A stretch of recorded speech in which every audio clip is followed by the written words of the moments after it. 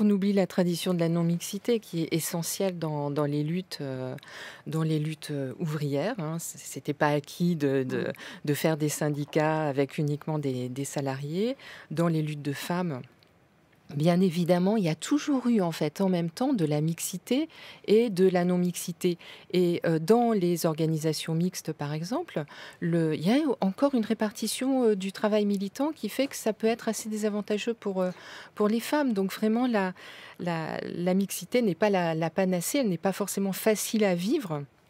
Même si en France, elle a souvent été assimilée à un grand progrès. Mais quand on la regarde dans le détail, que ce soit à l'école ou dans d'autres espaces, Mmh. on s'aperçoit qu'elle est souvent défavorable aux femmes. Donc il faut rappeler cette histoire. Le MLF, il a été non mixte.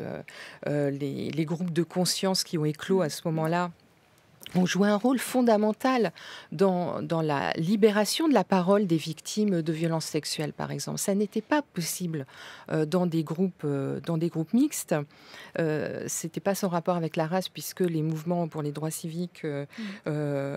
aux Mmh. États-Unis inspiraient aussi les féministes des années 70. Et puis on peut remonter au féminisme de la première vague qui ont souvent choisi la forme d'organisation féminine. Par exemple, l'Union française pour le suffrage des femmes avait créé une ligue des électeurs pour le suffrage des femmes. Donc il y avait une place pour les hommes, mais à côté, en tant que citoyens qui voulaient cesser d'être les seuls à avoir le droit de vote.